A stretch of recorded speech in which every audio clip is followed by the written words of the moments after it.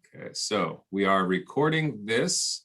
I want to welcome everybody to our Hearthstone University Film School.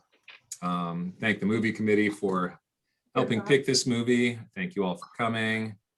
My name's Alan, and as Don suggested before, I have taught film history in my deep dark past, and I've done this a bunch of times at libraries and now retirement communities. So, and of course, I'm broadcasting from the Hearthstone's basement. Today's topic of study is to have and have not. Let's see, where was I? It premieres for a wide audience October 11th of 1944 at Radio City Music Hall in New York, 77 little years ago. But let's dial it back to today. The Hearthstone University Film School is brought to you by the movie committee. We pick the movie, I present the movie. We watch the movie, then we discuss and end with a lot of little trivia nuggets and pieces of wisdom from things I've researched and things that you bring as well. It is what we call knowledge in nature's neighborhood. Okay. So let's see. Any questions before we kind of get into the meat and potatoes of it? Okay, I'm going to start sharing my screen. So it'll take me just a moment to get this technology working. Thank you for your patience.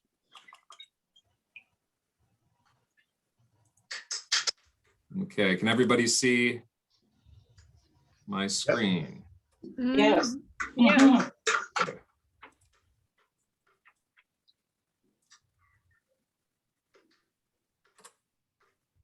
Oh, I hold don't on. think I've ever seen this movie. Oh, it's a good one. It's worth seeing. Okay, so welcoming you, as I said, to the Hearthstone University Film School.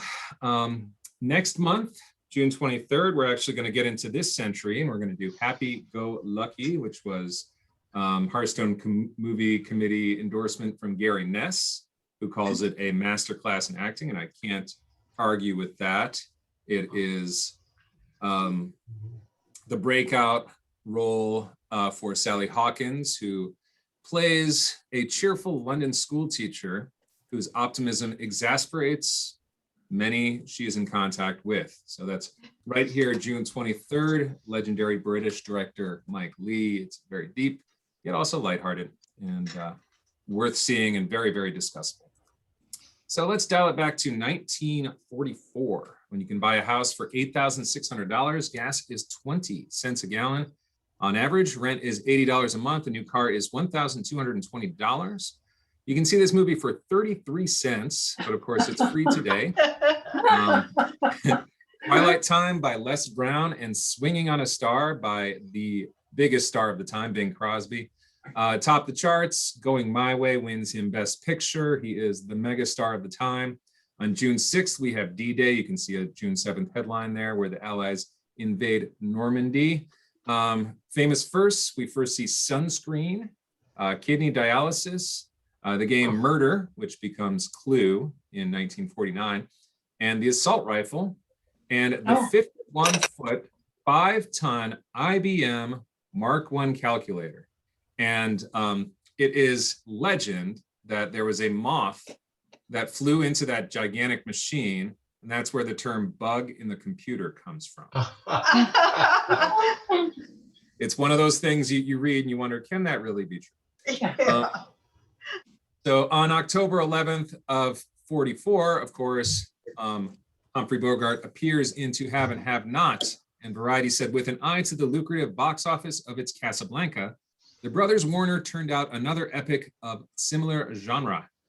Casablanca, of course, was 1942's surprise hit. It's now legendary, of course, one of the favorite movies of just about all film buffs, wherein Bogart's cynical expatriate Rick, owner of Rick's Cafe Americain, struggles to decide whether or not to help his former lover and her fugitive husband escape the Nazis in French Morocco. If you've not seen it, obviously it's worth checking out. And let's talk a little bit about Bogart. I wish Don's friend was here to fill in the gaps, but I have a little info on him. So because of Casablanca, producers are clamoring for Bogey. Writers are crafting pictures around what Eric Lax and A.M. Sperber call his irreverent self-confidence. They say, quote, this is from the book about him. I'll show you the cover in a minute. After years of struggle, Bogart finally had a custom-tailored role, not an off-the-rack item, however well-designed, that others had tried on and slipped off. You can see his struggle where he was a gangster. He was the heavy for a long time. You can see him there in the Petrified Forest where he holds up Betty Davis in 1936 and others. And then Bogey's Rick loses the Oscar to Paul Lucas, so he doesn't get the Oscar for acting there, but Casablanca wins most other awards, leading to him becoming iconic, and then also leading to Jean-Paul Belmondo in 1960's Breathless, which one film historian said it's like life before and after Breathless in cinema is like life before and after the Bible in religious studies. He's also a religious person. And then, of course, Clint Eastwood, the man with no name, often was also the man with no voice. And he definitely spent a lot of his effort emulating Humphrey Bogart and continues to. He's the #1 actor on the American Film Institute's top 100 actors and just all that. So it also leads to, as you know, Hollywood likes to make money. It leads to these cash-ins. So I've seen a couple of these movies. Thank Your Lucky Stars is fun, but he is in this flimsy Paramount Warner Brothers joint venture as tough guy. He's also in Action in the North Atlantic as a war hero. So he's finally getting hero roles, even though in Casablanca he's kind of an anti-hero in this tribute to the Navy. And then Sahara also comes out in 1944. And they're both great action films made when the Russians were our allies. And John Howard was part of them, John Howard Lawson, rather. And he became one of the most famous of the Hollywood 10 as a result of his views and the witch hunt, but that's another topic.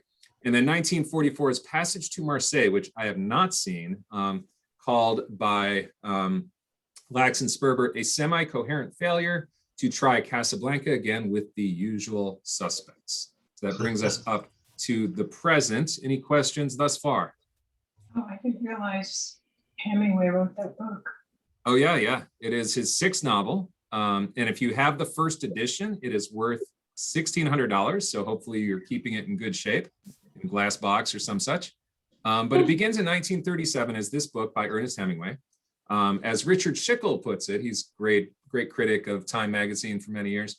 The storyline makes the best of a minor Hemingway novel by ignoring most of it. The independent director Howard Hawks, who we covered in some detail in His Girl Friday, and you can go back and watch that for a little more info on Hawks. He's a fascinating guy. Had been looking for a project, and this is another one of those stories that is so fun to think about. Hemingway says to his friend Howard Hawks, "I bet you can't film my worst novel."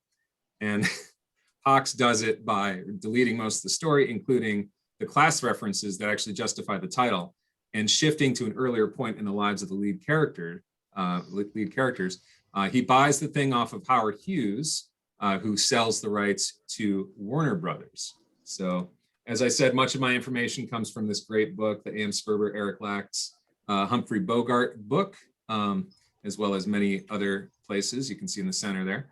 Hawks, you remember I mentioned a couple months ago, his young wife, Nancy Gross, soon to be called for much of her life, Slim Hawks. They're married from 1941 to 49, sees March 1943 Harper's Bazaar cover and the girl especially on it, and shows it to her husband saying, "What about this girl?" You look at them, like what do you notice about the two of them? Oh, slim. Yeah, they're very similar in personality, and they're very similar in style. Slim Hawks is kind of the template. She was a lot like Rosalind Russell's character in His Girl Friday. She's a lot like Slim in today's film. In fact, today's character is named Slim, sort of in tribute to her. So our Lauren will become sort of her cipher, if you will. So anyway, Howard Hawks calls skinny teen Betty Jean Persky out to Hollywood to put her under his own personal contract to develop projects for her, the first being To Have and Have Not, the beginning, of course, of a long career, but also a new look for American women. The body type before that time was bodacious with bullet bras, minuscule waists, and huge curving hips. And what Lax and Sperber say, what turned the film into a hit was the introduction of Lauren Bacall, whose immediate rapport with Bogart ignited the proceedings, the force of her presence eclipsing her acting inexperience. And the presence of tough girl template Slim Hawks, which also enlivened, as I said, His Girl Friday and many other Hawks females. Bacall, as I said, is named Slim in this movie. We'll let that sink in for a moment. Bogart is in Italy for the war effort with his generally considered psychopathic wife, Mayo Mathot. He's collecting handguns, which she will later use to shoot into the hills of their backyard. When the battling Bogarts, as they're sort of lovingly known at the time, finally return home to a production that has been waiting months for him, having been with Mathot for 7 years, and they used to knock each other out in front of company, just to give you an idea of what their relationship was like. And Itchy Bogart meets Bacall at Hawks's bungalow, and he says, and I quote, "We'll have a lot of fun together." So it starts slowly. As Don mentioned earlier, Bogart's 45, she's 18. He was a mentor to teenage girls. He didn't devour them like his colleagues. And that's all I'll say about that for right now. And also Slim Hawks was much, much younger than Howard Hawks, almost by the same age difference. Any questions? Okay, I must be doing it right. So Yeah. while you thanks. While you watch, notice the lines. The screenwriter Jules Furthman, who's no stranger to lanky exotic beauties, you can see the 1932 film Shanghai Express with Marlene Dietrich, wrote the screenplay with Bacall in mind, and also transformed her to the typical worldly, sexy, independent Hawks female. You think of not only His Girl Friday, but also Bringing Up Baby. At this point, William Faulkner, amazing legendary novelist, he's deeply into his alcoholic screenwriting phase of his career now, begs to doctor the screen, add some action, romance, and will clean it up for the Hayes office. Sorry, I was just letting somebody in.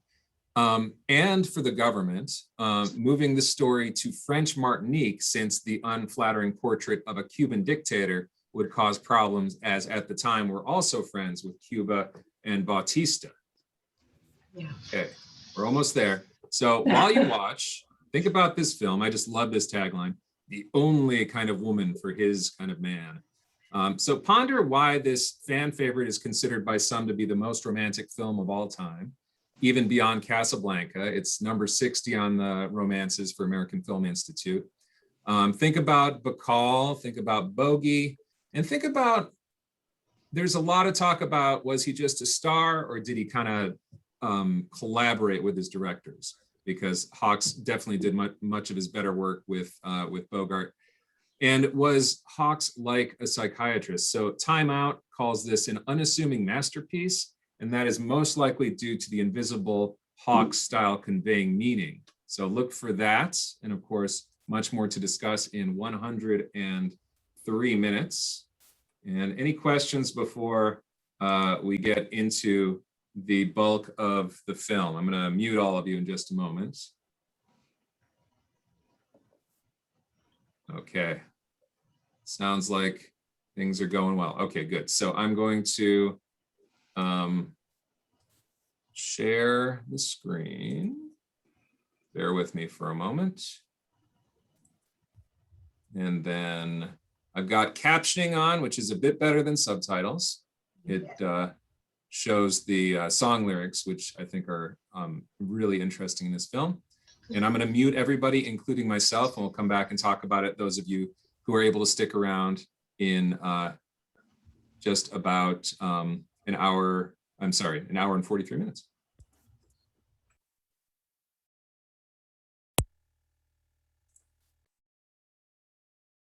Okay, let's see.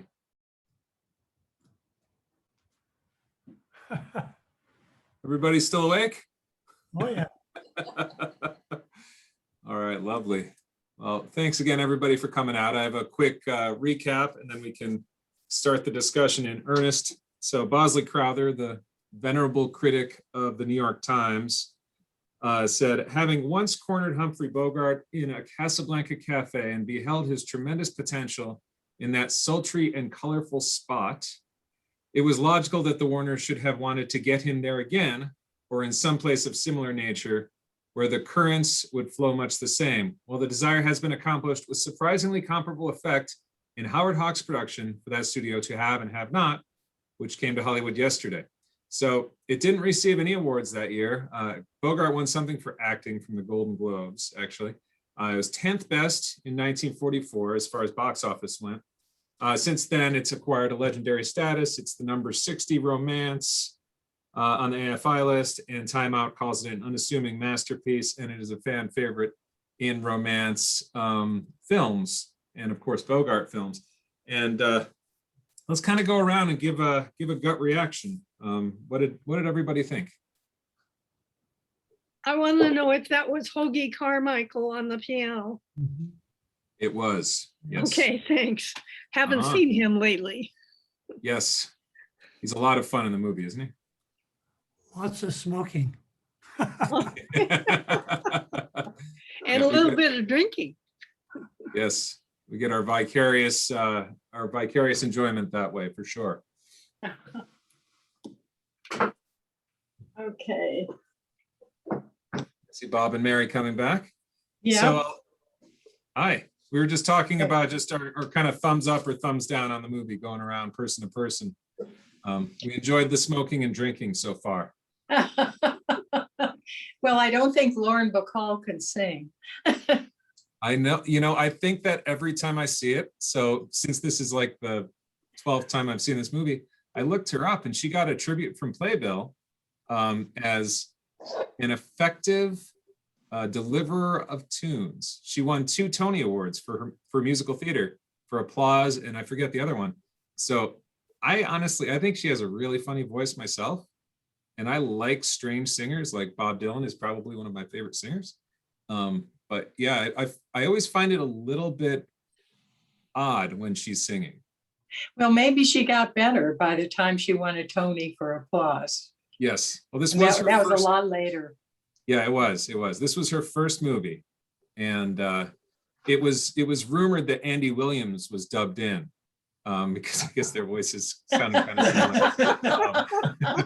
But that was her voice every time, and it was Hoagie Carmichael's voice too. He also didn't have the strongest voice. There's a good reason that he was a songwriter and more than a singer.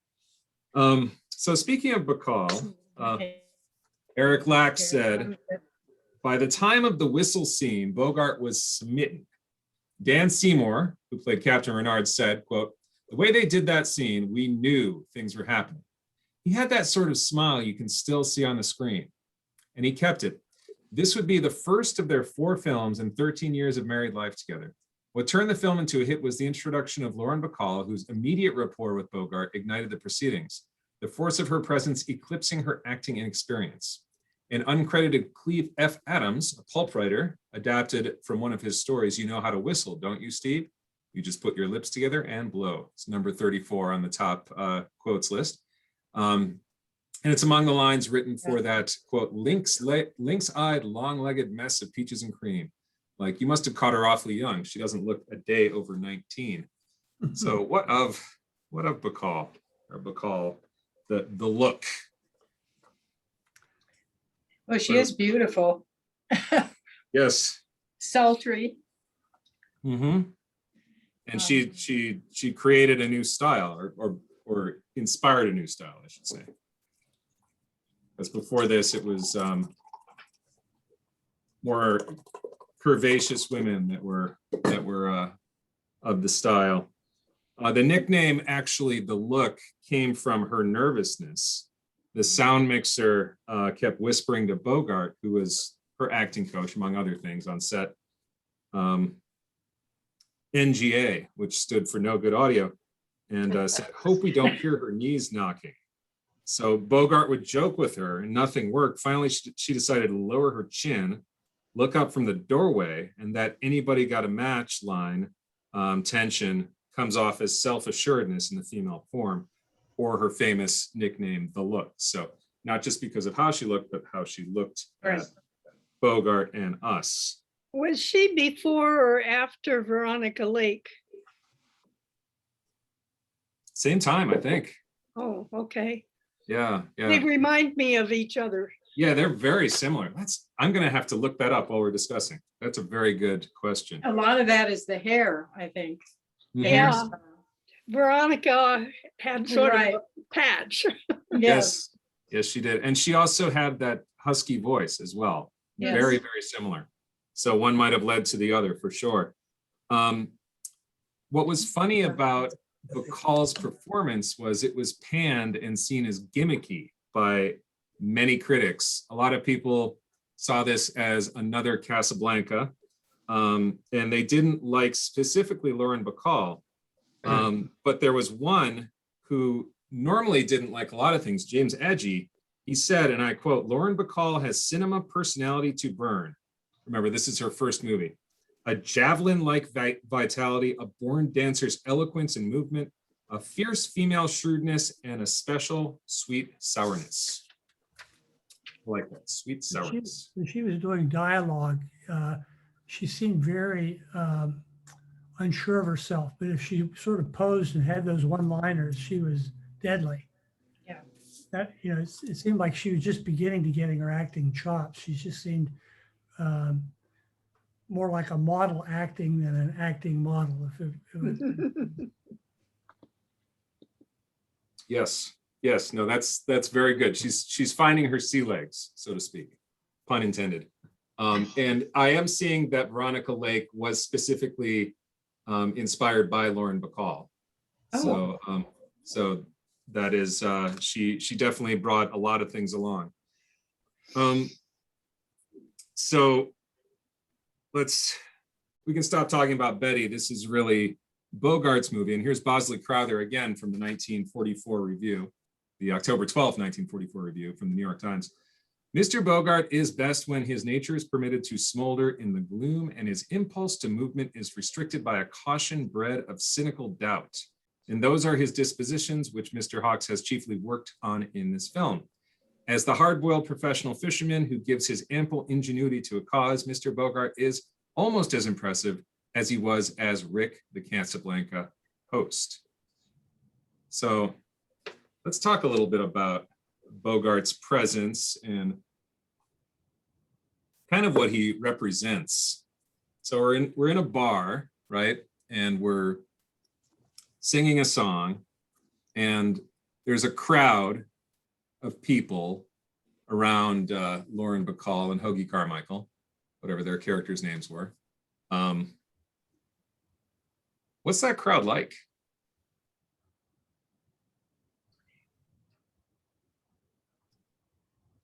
What's the makeup? a lot of young people, Yeah, a lot of young people. some pretty elegant dresses. Mhm.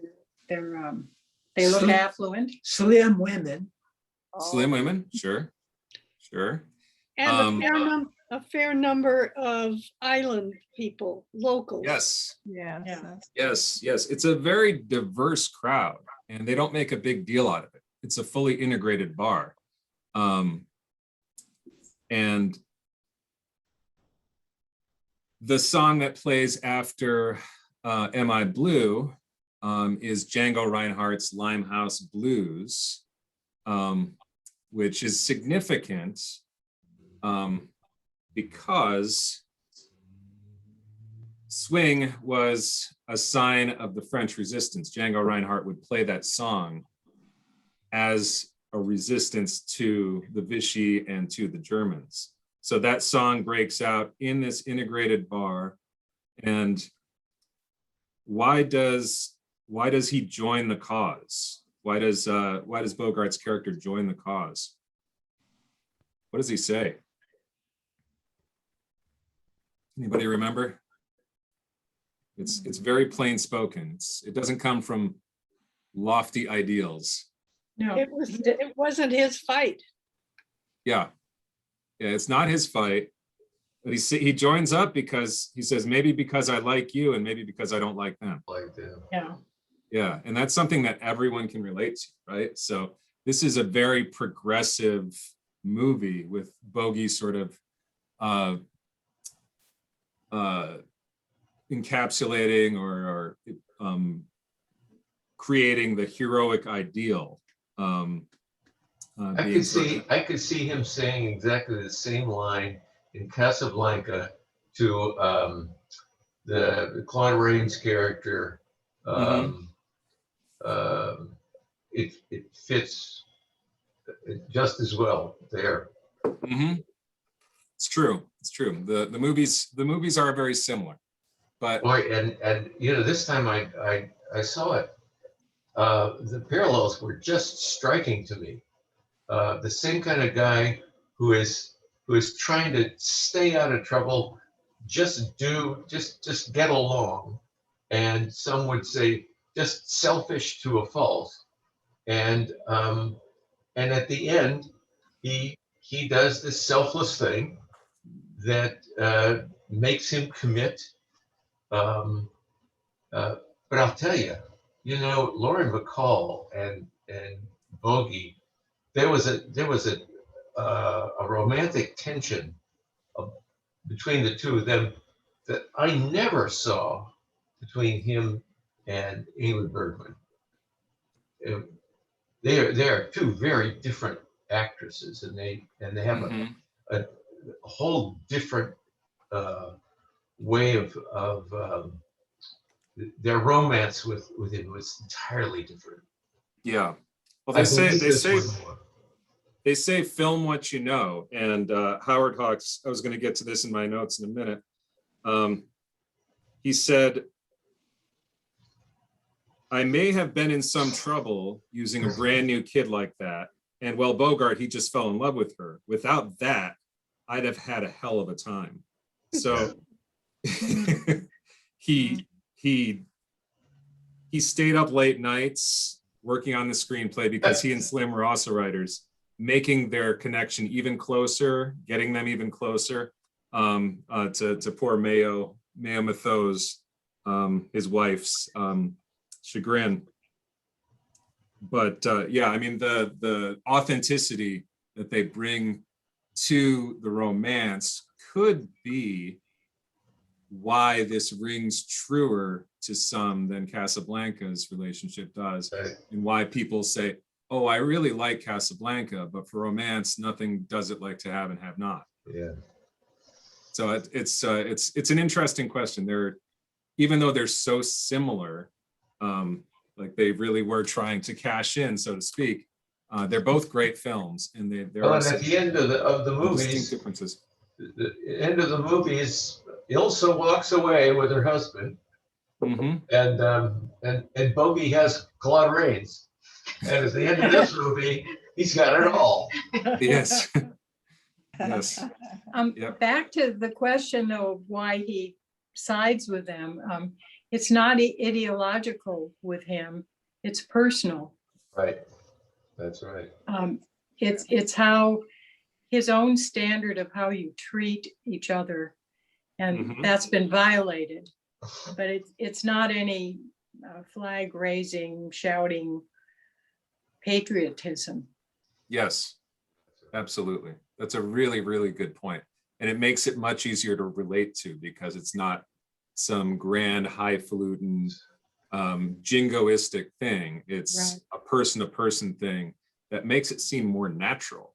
That why wouldn't you, as a good person, be against this terrible stuff that's going on? You know, we're still in the thick of it.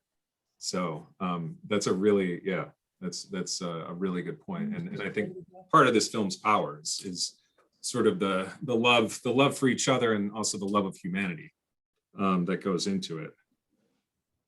And I've been thinking about the title, to have and have not. Have what? Mhm. Have money, obviously. Mm-hmm. Have a heart, obviously. Mm-hmm. Have commitment. But in this murky society, just like Casablanca, where Mhm. everybody will change places and sides and ideas according to the situation. Well, not everybody, because those are, the patriots, do have a definite idea. But all these other people who just fall into it, just change all the time, depending. Yeah, and I think we were talking a little bit before the film started about how it's seen by some as a film noir and by others as not a film noir. Generally, in a film noir, you don't really have any heroes. You just have an anti-hero, and the anti-hero usually doesn't come off as well as Bogart or Bacall do. But you have a lot of people with shifting interests. You have a lot of people that don't have the necessarily the high-minded ideals. And we were also talking about the title. It does come from the book, and it's interesting in that it could describe every single character in the situation, but it also could describe nothing. I mean, every art is what you bring to it, right?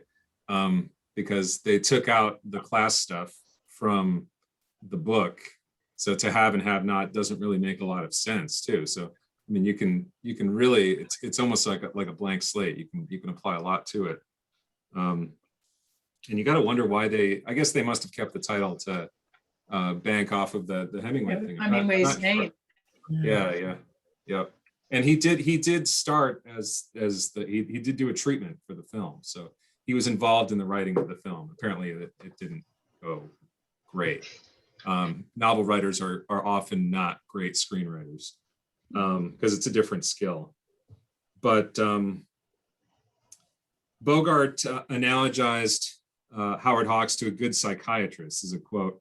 He builds up the confidence of his players until they forget their fears and inhibitions. Once you have that confidence in a director, you're not afraid to take chances. So Hawks was an actor's director who rewrote scenes as they were shot from the present company. Big lines from Hawks were always, "You're the character, what would you say?" Or simply, "You say it." Of course, Bogart was very involved. As I mentioned at the beginning, he wanted to make sure that Bacall didn't look bad in her rookie effort. He'd help with camera angles, make sure every shot was necessary, often even blocking himself out of her light. He threatened to quit after Hawks told Lauren Bacall, Betty Jean Persky, she was nothing to Bogart and on her way to Monogram Pictures. Monogram was not even a B studio, it was like an F studio. The night before, she sang "How Little We Know." So there's a lot that goes into the making of this film. And a lot of it is, it's acted to perfection.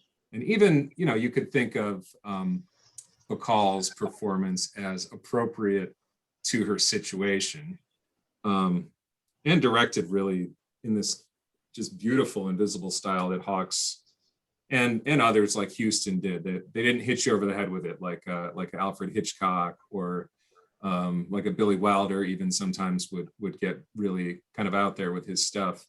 It's kind of, there are a few scenes like that, like the mildly moving camera that draws out to show how many Vichy or German goons are in the room surrounding them, and all the shadows across Bacall's face as things are shifting, as we mentioned. Anything else on this film? Anything that you guys want to cover? Oops, go ahead. I'd like to talk about Walter Brennan Oh, I yeah. was gonna bring him up Brennan's as well. performance. There's a point where he's sort of walking, jumping, skipping down the dock. Mhm. And was that acting, or did he have some sort of physical limitation? I think he just did a marvelous job of portraying someone his mind is far gone with drink. Mhm. Yeah. Did he receive any acclaim for that role? No, the only acting award that was given out was the Golden Globe to Bogart. And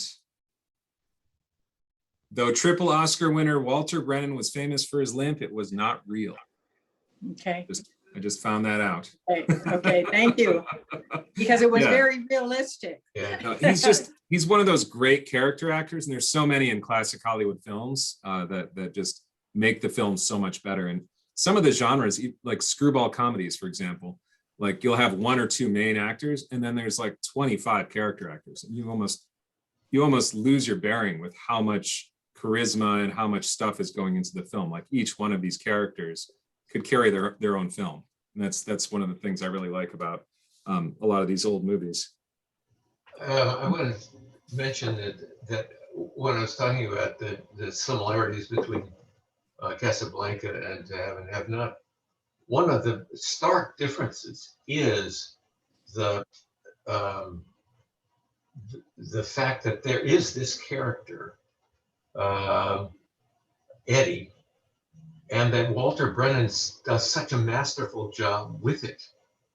I mean, he is so interesting. Not only that, not so much that he's a rummy, but how Brennan pulls it off. There's nothing like that in Casablanca. Well, maybe Peter Lorre, but that is so different. I found his watching him was a very interesting part of the film for me.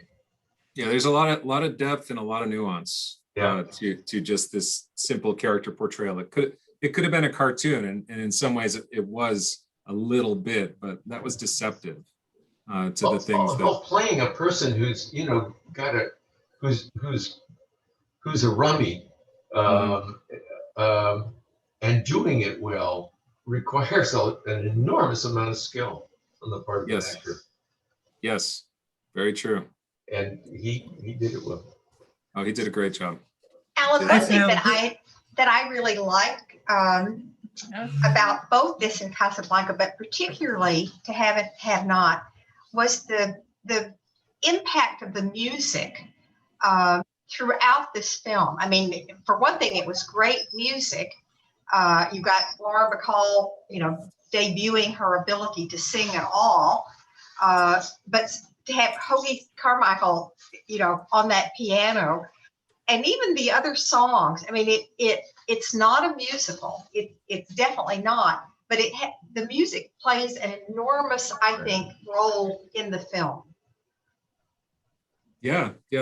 Franz Waxman was did the score, and he was wonderful. Of course, he also it's the first of three Bogart films that he did. He also did Dark Passage. But yeah, there was, it definitely colors the scenes and adds a lot of meaning to what's going on. I have to leave because I'm taking another Bye. Zoom thing in 5 minutes. Okay, that I will get into the trivia then, unless somebody else has something else. No, you go ahead. All right.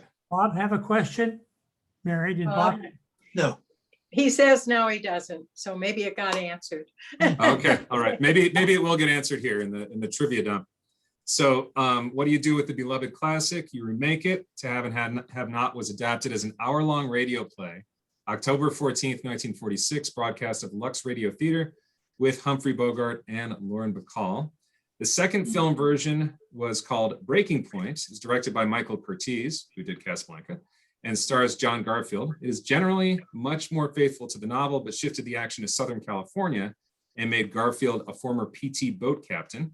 The third film version, titled The Gun Runners, was directed by Don Siegel, who would go on to direct the Dirty Harry movies, and stars Audie Murphy in the Bogart Garfield role and Everett Sloane in Walter Brennan's role as the alcoholic sidekick, although Sloane's interpretation was less overtly comic than Brennan's. Eddie Albert plays the villain. Like in the novel, the story moves between Florida and Cuba. Additionally, in 1956, Warner's recycled the plot once again as an episode of their Western TV series Cheyenne, entitled Fury at Rio Hondo. Despite the change in setting and an obviously shortened running time, it was reasonably faithful to the 1944 storyline.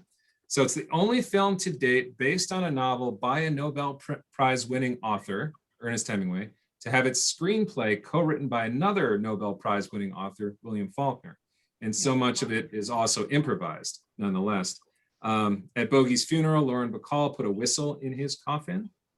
Howard Hawks said it was actually Bacall's character, Marie, that Bogart had fallen for, so she had to keep playing it for the rest of her life. However, it has also been said that Hawks, who is something of a womanizer and who had a fling with Dolores Moran during the shooting of the film, was jealous and frustrated that Bacall had it fallen for Bogart and not for Hawks himself.